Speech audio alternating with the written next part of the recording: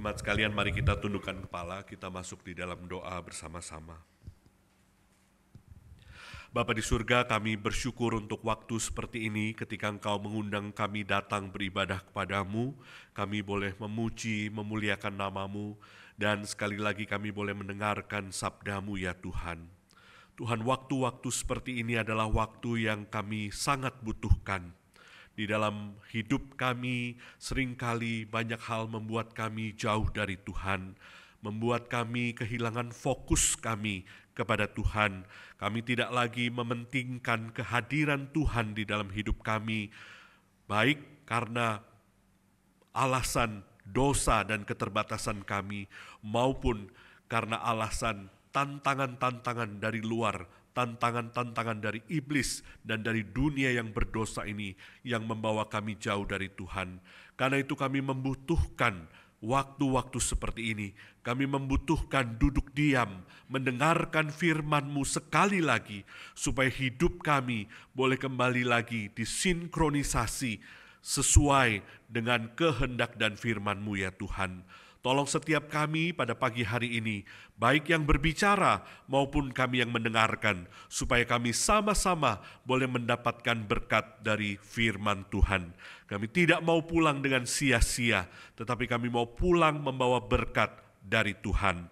Terima kasih Tuhan, tolong kami semua dan pimpin kami semua di dalam waktu ke depan ini. Di dalam nama Tuhan kami Yesus Kristus, kami berdoa dan kami bersyukur. Amin. Bapak Ibu, saudara sekalian, selamat pagi. Selamat pagi. Ini saya tadi ingat-ingat terakhir saya berkhotbah di GKR Teluk Gong itu tahun 2018 ya. HUT gereja pada waktu itu belum direnovasi seindah ini ya.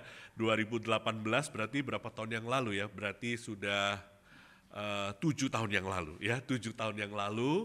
Kemudian saudara tahu COVID tahun 2020 awal, lalu saya berangkat ke Amerika untuk studi S3 dan kemudian kembali tahun lalu. Sekarang saya kembali melayani di SCT Amanat Agung dan bersyukur hari ini ada kesempatan lagi kita bisa bertemu kembali di dalam kebaktian pagi ini, dan kita akan bersama-sama merenungkan firman Tuhan dari 2 Tawarik pasal ke-29 ayat pertama hingga ayat yang ke-11. Itu bagian yang diberikan kepada kita untuk kita renungkan bersama-sama.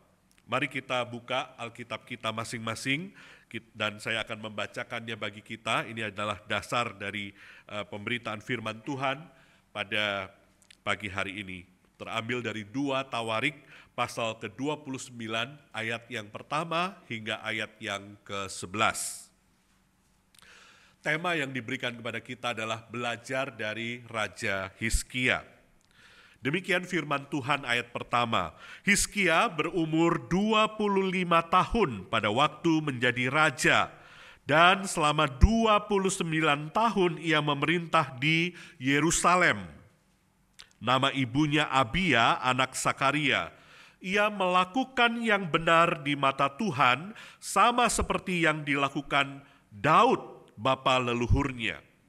Ayat ketiga, pada tahun pertama pemerintahannya, dalam bulan pertama, ia membuka pintu-pintu rumah Tuhan dan memperbaikinya. Ia menyuruh para imam dan orang Lewi datang lalu mengumpulkan mereka di halaman sebelah timur. Katanya kepada mereka, dengarlah hai orang-orang Lewi, sekarang kuduskanlah dirimu dan kuduskanlah rumah Tuhan, Allah nenek moyangmu. Singkirkanlah semua yang cemar dari tempat kudus, sebab nenek moyang kita telah berlaku tidak setia. Mereka melakukan apa yang jahat di mata Tuhan Allah kita dan meninggalkannya. Mereka memalingkan muka dari kediaman Tuhan dan membelakanginya. Bahkan mereka menutup pintu-pintu serambi rumah Tuhan dan memadamkan semua pelita. Mereka tidak membakar dupa dan tidak mempersembahkan kurban bakaran bagi Allah orang Israel di tempat kudus. sehingga murka Tuhan menimpa Yehuda dan Yerusalem. Mereka dibuatnya menjadi momok yang mengerikan, serta ejekan seperti yang kamu lihat dengan matamu sendiri.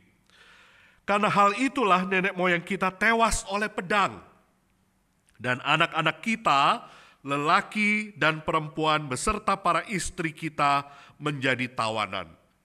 Sekarang aku berniat untuk mengikat perjanjian dengan Tuhan Allah Israel, supaya murkanya yang menyala-nyala itu berbalik dari kita.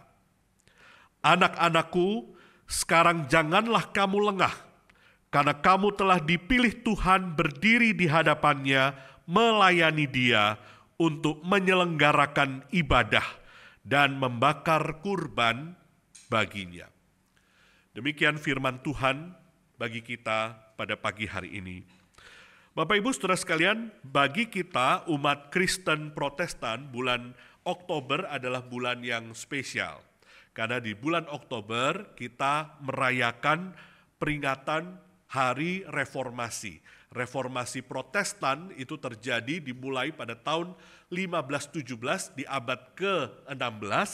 Ya, saudara mungkin tahu peristiwa ketika Martin Luther, ya, seorang reformator, memakukan 95 dalil atau 95 kalimat, ya, di pintu gerbang gereja di kota Wittenberg sebagai bentuk perlawanan dia terhadap gereja Katolik Roma pada waktu itu yang sudah menyeleweng dari ajaran Alkitab, ajaran kitab suci.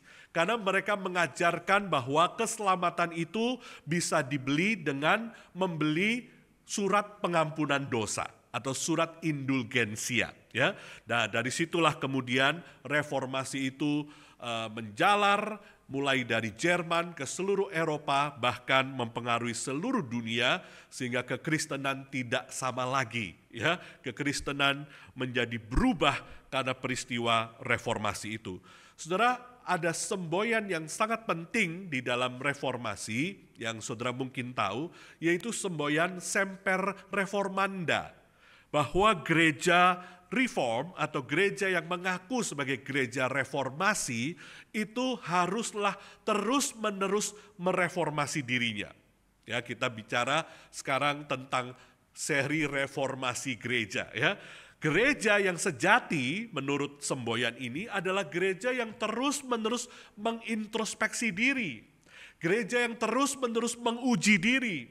Gereja yang terus-menerus berubah, gereja yang terus-menerus mereformasi dirinya. Kenapa harus direformasi? Karena kita sadar bahwa kita belum sempurna.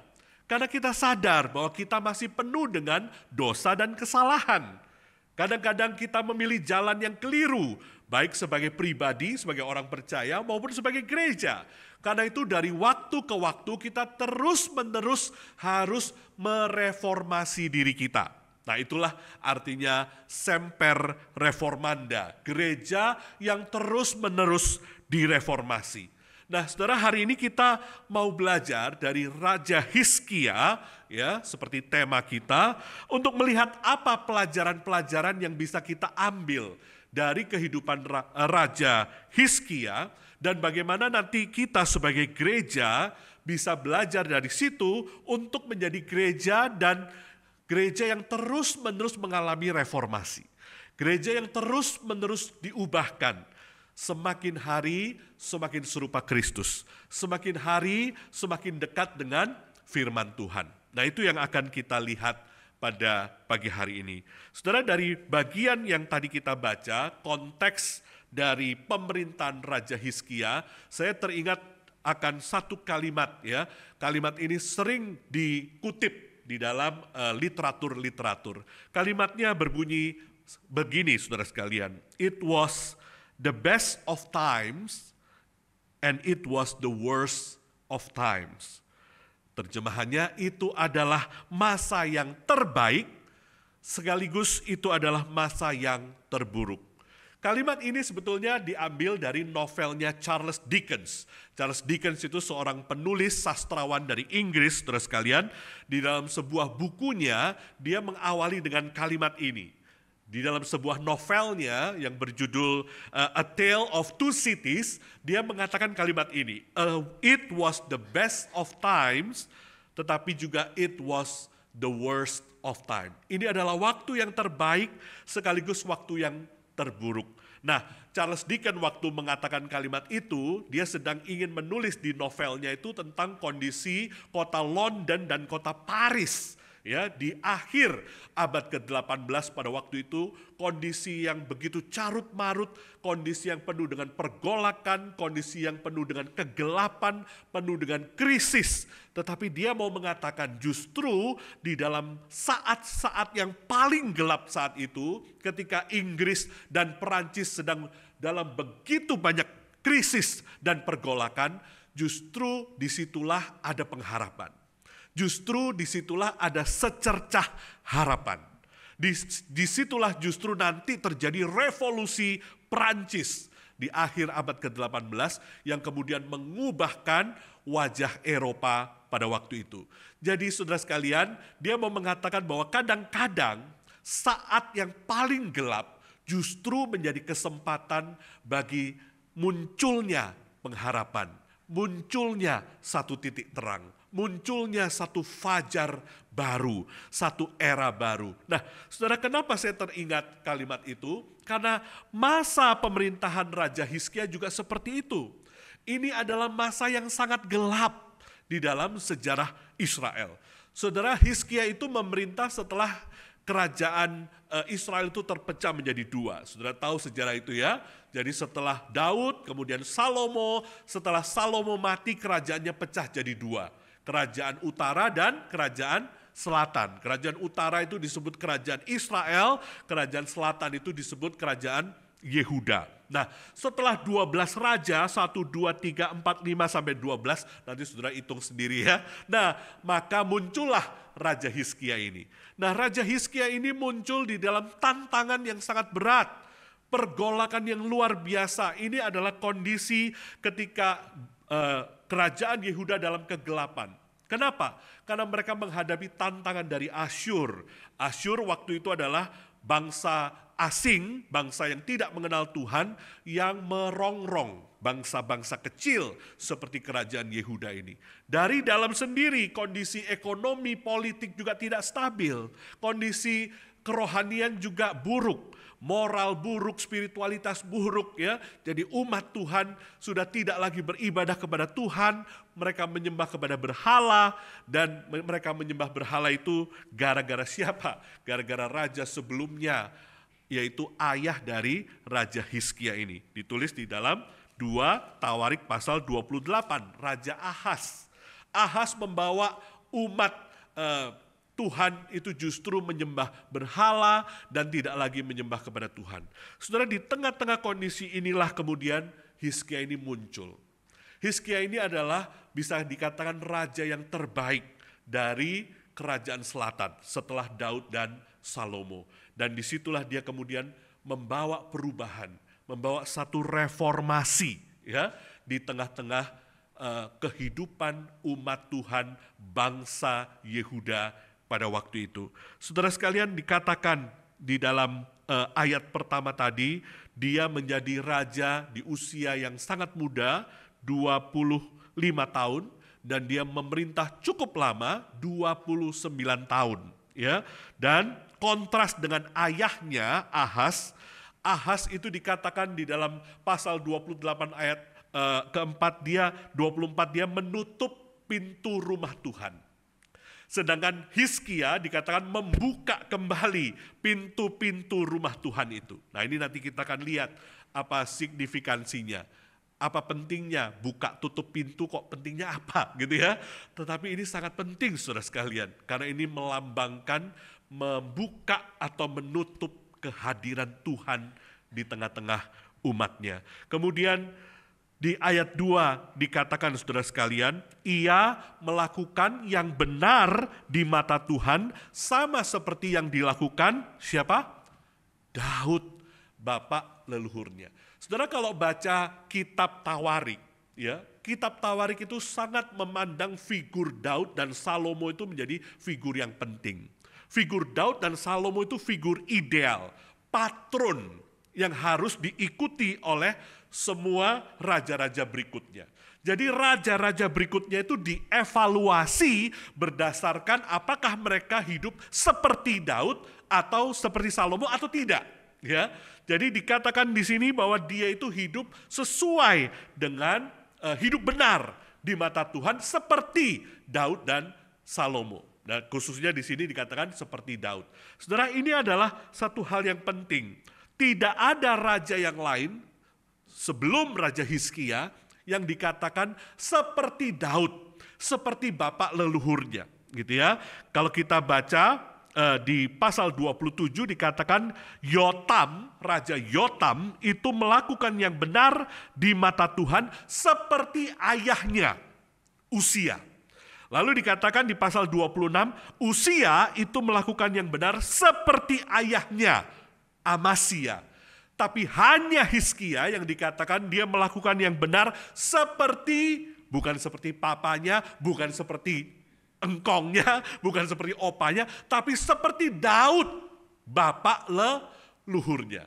Jadi langsung dari Hizkia ke Daud. Dia satu-satunya yang pertama dicatat dia seperti Daud, berbuat yang benar di mata Tuhan. Nah, ini penting sekali saudara sekalian. Dan kalau saudara membandingkan, nanti kalau saudara baca ya, pasal 29, 30, 31, cerita tentang Hizkia, kehidupan yang diceritakan di sini mirip sekali dengan pasal 7, pasal 8, pasal 9 ketika menceritakan tentang kehidupan siapa? Kehidupan Raja Salomo.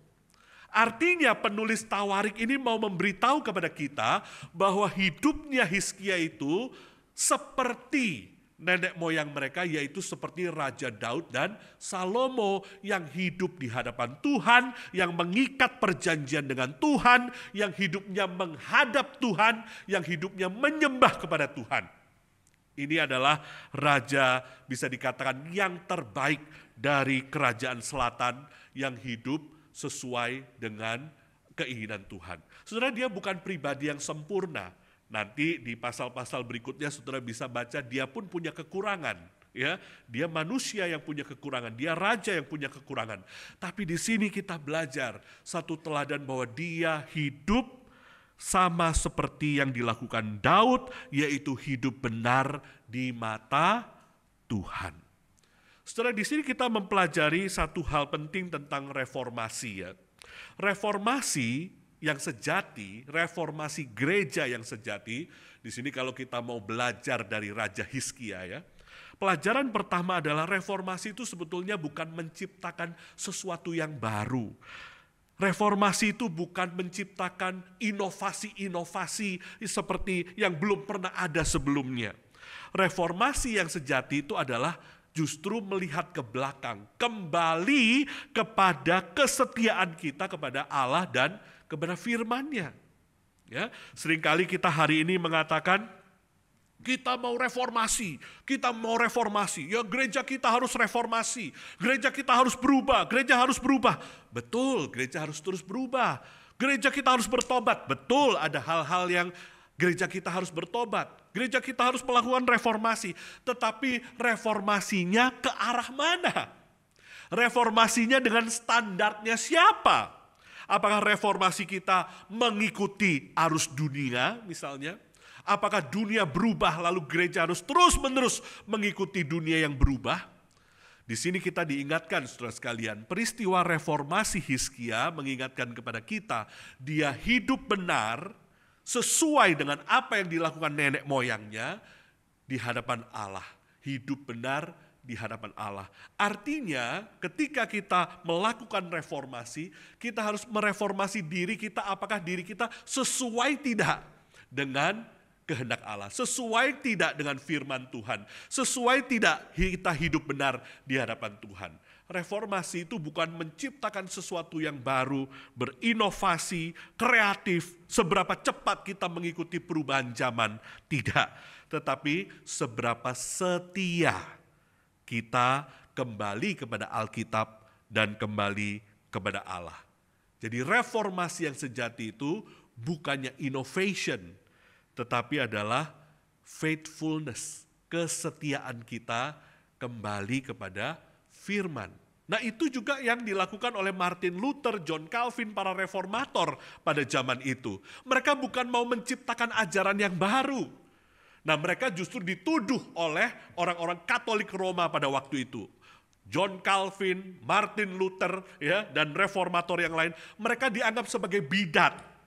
Karena gereja Katolik pada waktu itu menganggap bahwa orang-orang Protestan ini, orang-orang yang suka protes ini gitu ya, John Calvin, Martin Luther, tokoh-tokoh ini dianggap menciptakan ajaran yang baru. Yang berbeda dengan ajaran gereja Katolik Roma pada waktu itu. Mereka dianggap menentang tradisi gereja Katolik Roma. Tetapi orang-orang seperti Luther, Calvin justru membela diri, mereka membantah tuduhan itu, mereka mengatakan tidak, kami tidak menciptakan ajaran yang baru kok. Justru kami ini mau setia kepada Alkitab, justru kami ini, ajaran kami cocok dan sesuai dengan ajaran bapak-bapak gereja yang sesuai dengan ajaran Alkitab. Kami bukan mempunyai ajaran yang baru.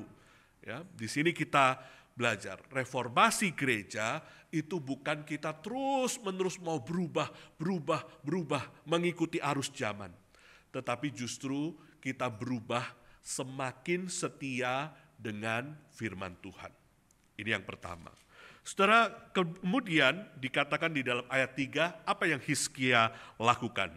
Ayat 3 mengatakan begini, pada tahun pertama pemerintahannya, dalam bulan pertama, ia membuka pintu-pintu rumah Tuhan dan memperbaikinya. Saudara, di sini kemudian nanti di di ayat keempat dikatakan bahwa dia memanggil imam-imam dan orang-orang Lewi, ya, mereka adalah pelayan-pelayan rumah Tuhan kan, suku Lewi dan imam-imam, ya, dan dia meminta suku Lewi dan imam-imam ini untuk menguduskan diri mereka dan kemudian menguduskan rumah Tuhan. Saudara, ketika dikatakan pada tahun pertama, pada bulan pertama, ini artinya adalah ini menjadi satu prioritas. Ya, ini menjadi prioritas dari Raja Hizkia. Saudara, pemerintah kita itu punya program prioritas, ya, program prioritas nasional. Ya, misalnya Presiden Prabowo ini salah satu program prioritas nasionalnya apa? Makan bergizi gratis, misalnya gitu ya. Nah, itu program prioritas. Jadi program pemerintah itu banyak, tapi ada program-program yang diprioritaskan, ya. Contohnya ya makan bergizi gratis atau program yang lain, ya. Itu disebut kalau pemerintahan Pak Prabowo ini ada 8 nawacita kalau nggak salah ya, ada 8 program prioritas. Nah, ketika dia pertama kali jadi raja, yang diprioritaskan bagi dia itu adalah membuka rumah Tuhan. Saudara, kalau saudara tahu arsitektur atau geografinya kota Yerusalem, siapa yang pernah ke Yerusalem? Ada yang pernah ke Tanah Suci, Yerusalem? Ada ya? Saya belum pernah, saudara sekalian. Tapi kalau kita belajar dari geografinya, kota Yerusalem itu kota yang bangunan satu dengan bangunan yang lain itu rapat-rapat. Rapat-rapat sekali gitu. Dan kota itu disusun sedemikian rupa sehingga bait Allah itu ada di pusatnya. Jadi bait suci itu pusat dari kota Yerusalem. Setiap tahun minimal 3 kali orang-orang Israel umat Tuhan itu datang ke kota Yerusalem untuk beribadah, untuk berziarah kan. Dan setiap kali mereka datang ke kota Yerusalem, mereka diingatkan lagi bahwa hidupmu sebagai umat Tuhan harus berpusat kepada Tuhan. Harus berpusat kepada mencari hadirat Tuhan, mencari kehendak Tuhan, mencari kehadiran Tuhan, ya. Jadi orang kalau datang ke Yerusalem tidak bisa tidak pasti diingatkan bahwa hidup itu harus terorientasi kepada Tuhan. Nah, saudara sekalian, jadi di dalam konteks itu ketika bait suci itu pintunya ditutup oleh Raja Ahaz, ya, papanya Raja Hizkia ini, artinya dia menutup akses Tuhan hadir di tengah-tengah umatnya. Karena itu simbol kehadiran Tuhan. Artinya rakyat pun juga, umat pun tidak bisa datang kepada Tuhan. Saudara, waktu saya memikirkan ini ya, saya pikir aduh, mungkin dosa yang paling besar dari pemimpin rohani atau hamba Tuhan adalah kalau kita menghalangi jemaat datang kepada Tuhan. Dan kalau kita sebagai pemimpin rohani, sebagai hamba Tuhan, menghalangi Tuhan untuk menyatakan dirinya ke tengah-tengah umatnya. Kan ibadah itu seharusnya seperti itu ya, membawa umat kepada Tuhan dan menyatakan Tuhan kepada umat. Tetapi Raja Ahas justru menutup itu. Menutup pintu rumah Tuhan artinya menutup akses. Sehingga Tuhan dan umatnya itu seakan-akan diblok. Tidak ada lagi hubungan dengan Tuhan. Tidak ada lagi ibadah kepada Tuhan. Tidak ada lagi korban bakaran yang diberikan kepada Tuhan. Saudara, tetapi justru Hizkia melakukan yang sebaliknya. Dia membuka pintu rumah Tuhan dan memperbaikinya. Artinya dia sadar bahwa ini adalah hal yang penting.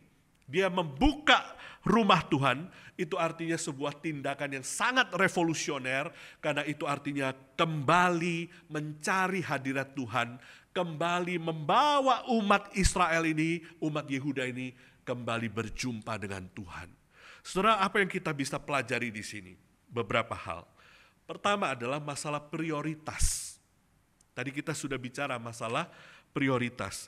Saudara, reformasi gereja, kalau kita mau bicara reformasi gereja, harus dimulai dengan mengembalikan seluruh prioritas kita untuk kembali terorientasi kepada Tuhan. Seluruh gereja dibawa lagi untuk memprioritaskan Tuhan. Saudara, Hizkia sebagai pemimpin itu menghadapi banyak masalah. Asyur yang mau menyerang, masalah ekonomi rakyat yang masih terpuruk, masalah politik yang tidak habis-habis, masalah sosial, dan seterusnya. Tetapi dia tidak mulai dari situ.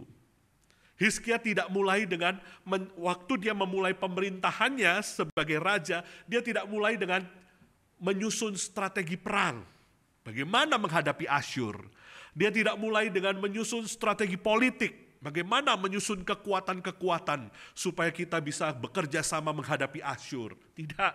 Dia tidak menyusun strategi-strategi ekonomi atau strategi-strategi yang lain. Dia kembali kepada akarnya. Karena dia tahu seluruh masalah ini akarnya adalah masalah spiritual, masalah rohani, masalah bangsa yang sudah meninggalkan Tuhan, masalah bangsa yang sudah berbalik dari Tuhan, sudah tidak lagi menyembah kepada Tuhan. Maka dia kembali ke situ. Dia tahu akar masalahnya di mana. Pemimpin yang baik bukan hanya melihat fenomena. Pemimpin yang baik melihat akar dari suatu masalah. Dan Hizkia tahu ini bukan sekedar masalah politik, bukan sekedar masalah ekonomi, bukan sekedar masalah Asyur mau menyerang, tetapi ini adalah masalah hati dan bangsa yang sudah hatinya tertutup dari Tuhan.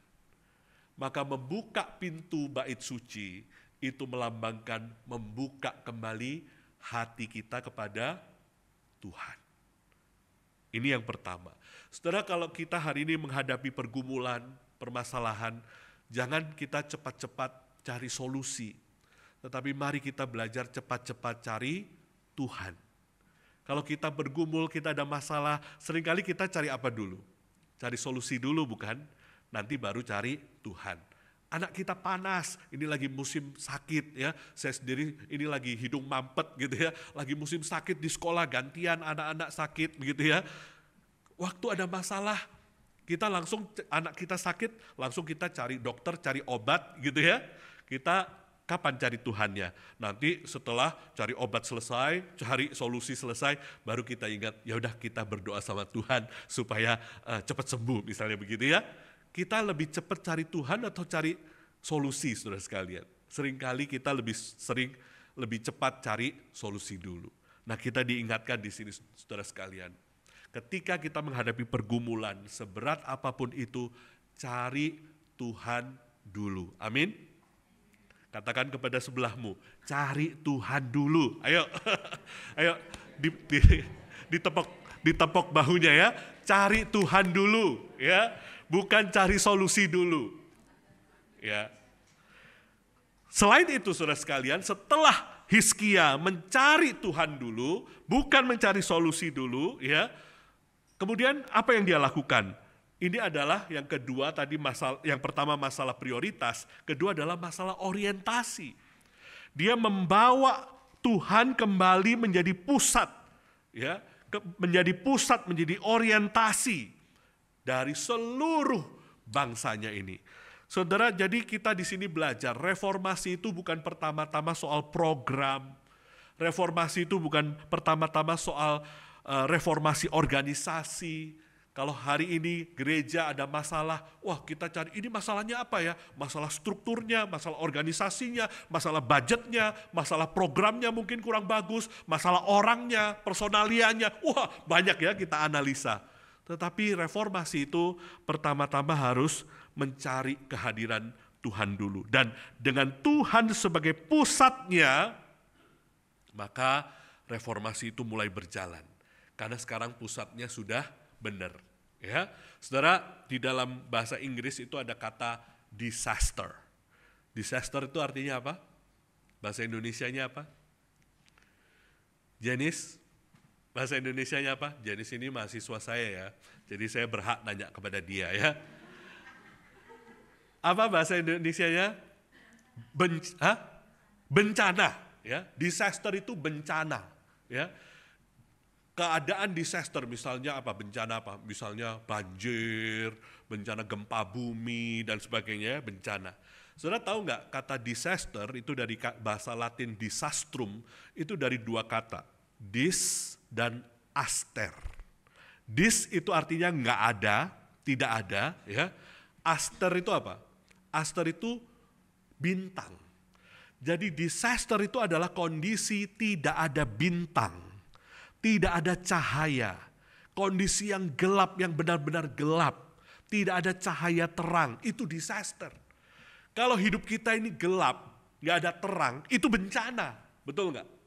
Kalau hidup kita itu tidak ada Tuhan, tidak ada firman Tuhan, tidak ada suara dari Tuhan, tidak ada petunjuk dari Tuhan, itu sebetulnya disaster. No star, no aster, tidak ada bintang. Kalau malam itu gelap sekali, ya, dan kita sedang ada di padang pasir gitu ya, atau padang rumput di alam terbuka tapi nggak ada bintang, maka itu gelap, benar-benar gelap. Itulah hidup artinya kalau tidak ada Tuhan. Hidup yang tidak ada pusat, hidup yang tidak ada terang, hidup yang tidak ada bintang, itu disaster. Dan itulah yang dialami oleh orang-orang ini. Maka Hizkia mengembalikan kepada ibadah, membuka kembali pintu-pintu rumah Tuhan, supaya Tuhan kembali hadir, supaya suaranya kembali dihadirkan, supaya terang Tuhan itu kembali ada di tengah-tengah umatnya. Kembali umat itu punya pengharapan, karena sekarang ada terang Tuhan, ada suara dari Tuhan. Saudara, generasi yang sebelumnya, apa yang mereka lakukan? Generasi yang sebelumnya dikatakan di dalam ayat 6 dan 7, ya, mereka memalingkan muka, mereka membelakangi Tuhan. Kemudian ayat 7 mengatakan mereka menutup pintu serambi rumah Tuhan, lalu memadamkan semua pelita. Memadamkan semua pelita artinya tidak ada lagi cahaya dari Tuhan, ya, tidak ada lagi cahaya firman Tuhan. Lalu mengatakan mereka tidak membakar dupa. Artinya apa? Mereka tidak berdoa lagi. Membakar dupa pada konteks waktu itu artinya berdoa, menaikkan doa, ya, membakar dupa. Kemudian dikatakan mereka tidak mempersembahkan kurban bakaran bagi Allah. Artinya apa? Artinya mereka tidak datang untuk mengaku dosa. Mereka tidak datang untuk berdamai dengan Tuhan, karena korban bakaran kan tujuannya untuk berdamai dengan Tuhan, mengakui dosa. Itu semua tidak dilakukan. Tetapi sekarang Hizkia mengembalikan ibadah itu. Hizkia mengembalikan umat beribadah lagi kepada Tuhan, berdoa lagi kepada Tuhan, mempersembahkan korban lagi kepada Tuhan. Hubungan dengan Tuhan kembali dipulihkan. Saudara, disitulah artinya reformasi. Reformasi artinya memprioritaskan Tuhan dulu, cari Tuhan dulu, dan kembali menjadikan Tuhan pusat. Kita berdoa mencari Tuhan, kita mencari suara Tuhan, mencari kehendak Tuhan, dan Tuhan hadir kembali di tengah-tengah kita. Dan ketiga, aspek yang lain yang penting juga yang kita bisa pelajari adalah di sini Hizkia mengundang imam-imam dan orang-orang Lewi. Mereka adalah pemimpin-pemimpin rohani. Pelajarannya bagi kita apa? Reformasi itu tidak akan berhasil kalau pemimpin-pemimpinnya juga tidak mau direformasi. Gereja mau reformasi, gereja mau berubah, ya, tetapi pemimpinnya tidak mau berubah. Pemimpinnya menuntut jemaatnya berubah, tetapi hamba Tuhannya sendiri nggak mau berubah. Bagaimana gereja mau berubah? Ya, di sini justru Hizkia mengajak dulu supaya pemimpin-pemimpin ini, orang-orang Lewi, imam-imam, menguduskan diri mereka kembali sebelum mereka kemudian menguduskan rumah Allah. Maka reformasi gereja harus mulai dari pemimpin-pemimpinnya. Kita sering kali dengar bukan, ikan busuk mulai dari apa? Kepalanya. Kalau kepalanya sudah busuk, seluruh tubuh dari ikan itu menjadi busuk. Maka kalau kita mau bicara tentang reformasi, mari kita kembali, kita sebagai pemimpin-pemimpin gereja, ya, entah kita hamba Tuhan, majelis, pengurus dan sebagainya, kita kembali bersedia untuk direformasi, kembali untuk mengakui dosa kita, meninggalkan dosa kita, dan hidup di dalam kekudusan. Baru ada harapan bagi gereja. Amin. Kalau pemimpin rohani tidak mau berubah, pemimpin rohani mau bersikukuh dengan dirinya sendiri, dengan kepentingannya sendiri, dengan egonya sendiri, maka gereja tidak akan mengalami reformasi yang sejati. Ini yang bisa kita pelajari dari bagian ini. Dan terakhir, kita lihat di ayat yang ke-10, saudara sekalian. Di ayat yang ke-10 kemudian Hizkia mengatakan, sekarang aku berniat untuk mengikat perjanjian dengan Tuhan Allah Israel, supaya murkanya yang menyala-nyala itu berbalik dari kita.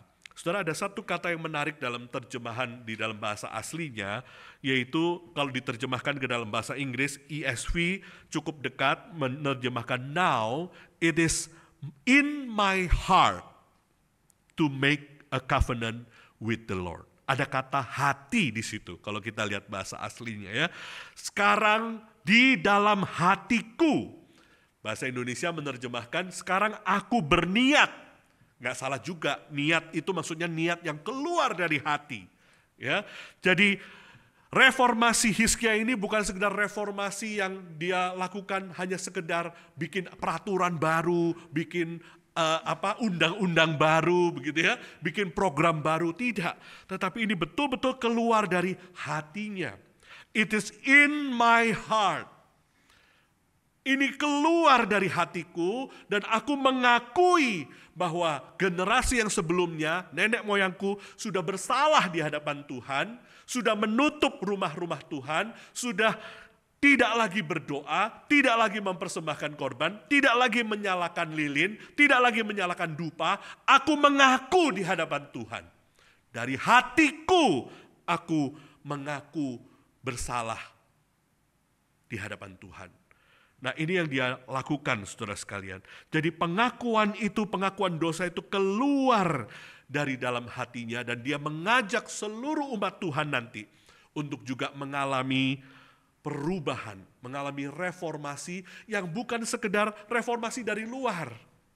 Ayo ya, yang tadi jarang-jarang doa, ayo sekarang rajin-rajin doa, bukan sekedar itu. Ayo yang tadinya nggak mau pelayanan, ayo sekarang pelayanan, bukan sekedar itu. Ayo yang sudah nggak ke gereja lagi, sekarang datang ke gereja lagi ya. Bukan sekedar itu, saudara sekalian. Ini bukan reformasi sekedar program, sekedar ajakan dari luar. Tapi ini satu kesadaran dari dalam. Maka ini mungkin poin yang paling penting. Reformasi itu terjadi harus mulai dari hati kita. Harus mulai dari hati kita. Dikatakan oleh Hizkia, it is in my heart. Di dalam hatiku Aku ingin kembali mengikat perjanjian dengan Tuhan. Saudara, reformasi bukan sekedar mengubah postur, bukan sekedar mengubah gestur, bukan sekedar mengubah kebiasaan, ya, bukan karena terpaksa disuruh berdoa, bukan karena terpaksa disuruh untuk melayani, bukan terpaksa disuruh datang ke gereja, bukan terpaksa melakukan pelayanan ini dan itu, tidak. Reformasi harus datang dari hati yang memang sadar, aku berdosa. Aku mau mengaku salah di hadapan Tuhan. Aku mau berhenti melakukan kesalahan itu, melakukan dosa itu. Dan aku mau kembali kepada Tuhan. Aku mau kembali mencari Tuhan. Aku tidak mau lagi punya postur yang memalingkan diri dari Tuhan. Aku tidak lagi mau punya postur yang membelakangi Tuhan. Sekarang aku mau berbalik. Itu kan namanya repentance kan, pertobatan kan. Sekarang tadinya aku posturku ke sana, memalingkan diri dari Tuhan, menjauhi Tuhan, membelakangi Tuhan. Sekarang aku mau berbalik arah. Aku mau menghadap Tuhan. Coram Deo, hidup di hadapan Allah. Saudara, itulah reformasi. Pada waktu saya di Amerika tahun 2023 kemarin, saudara sekalian, saudara mungkin dengar ya beritanya juga di Indonesia. Saya rasa gereja-gereja di Indonesia juga mendengar peristiwa itu. Pada tahun 2023, pada bulan Februari, tepatnya tanggal 8 Februari, di Asbury University, di universitas yang ada di Wilmore, Kentucky, itu terjadi sesuatu kebangunan rohani yang luar biasa, yang kemudian disebut dengan Asbury Outpouring atau Asbury Revival. Apa yang terjadi, saudara sekalian? Jadi di university itu, di Asbury University itu seperti biasa kan ada ibadah chapel ya, ada ibadah gitu ya di kampus gitu. Tetapi setelah ibadah selesai, beberapa mahasiswa itu tidak mau segera pulang. Malah mereka tetap ada di chapel itu, mereka stay, mereka itu berdoa. Berdoa, menyembah Tuhan, praise and worship, memuji Tuhan dengan sungguh-sungguh gitu ya. Ternyata mereka nggak mau keluar-keluar, tetap ada di chapel itu, berdoa terus gitu. Dan pertemuan ini kemudian terus berlangsung selama 24 jam sehari. Ya tentu mungkin gantian berdoa, siapa beristirahat gitu ya. Tapi nggak putus-putus. Sejak 8 Februari 2023 itu, mahasiswa itu kumpul makin banyak datang ke chapel untuk berdoa ya. Dan itu terjadi sampai kira-kira 16 hari berikutnya. Bayangkan saudara, dalam 16 hari, 24 jam sehari, komunitas, mahasiswa, dosen, staf, semua itu tiba-tiba mengalami kebangunan rohani. Mereka tidak putus-putus datang ke chapel Asbury University itu untuk berdoa. Kemudian banyak di antara mereka memberikan kesaksian, mengakui dosa mereka, menangis, mengalami perjumpaan dengan Tuhan. Dan di situ gantian nanti siapa berdoa, siapa memberikan kesaksian. Dan ini bukan sesuatu yang diatur. Ini bukan sesuatu yang diprogramkan. Mahasiswa-mahasiswa yang stay itu bukan diprogramkan mereka stay di situ. Mereka hanya mengalami satu kegerakan dari Tuhan untuk tetap tinggal di chapel itu. Mereka berdoa. Akhirnya saudara sekalian, kalau saudara baca di berita, banyak orang-orang dari luar Wilmore, Kentucky itu datang. Bahkan dari seluruh Amerika, bahkan dari seluruh dunia itu datang pengen melihat apa sih sebetulnya yang terjadi di Wilmore, Kentucky itu. Apa sih yang terjadi di Asbury Chapel itu? Kok bisa orang bisa berdoa berhari-hari gak putus-putus, saudara sekalian. Dan diperkirakan itu ada sekitar 50 sampai 70 ribu orang dalam 16 hari itu yang kemudian datang ikut berdoa, ikut mengalami kebangunan di Asbury, di Wilmore, Kentucky pada waktu itu. Saudara, peristiwa ini menunjukkan kepada kita seperti reformasi Hizkia tadi ya. Reformasi atau kebangunan yang sejati itu mulainya dari hati. Hati yang terbuka kepada Tuhan. Bukan mulai dengan program-program yang hebat, bukan dengan sesuatu yang sudah diorkestrasi atau direncanakan gitu ya, tetapi dari hati yang mencari Tuhan, hati yang terbuka kepada Tuhan. Dan reformasi dan kebangunan itu lahir dari apa? Hal yang sederhana, berdoa, mencari Tuhan, memuji Tuhan, beribadah kepada Tuhan, hati yang mencari hadirat Tuhan, kembali menjadikan Tuhan sebagai pusat, merindukan hadirat Tuhan di dalam doa. Maka reformasi hati kemudian pasti nanti akan diikuti dengan reformasi ibadah. Ibadah menjadi dibangunkan lagi. Orang menjadi semangat lagi berdoa. Orang jadi semangat lagi untuk memuji Tuhan, beribadah kepada Tuhan. Dan itu terjadi di Asbury tadi. Dan kemudian diikuti dengan apa? Hati yang bertobat, mengakui dosa, kembali kepada Tuhan, berkomitmen memperbarui hidup.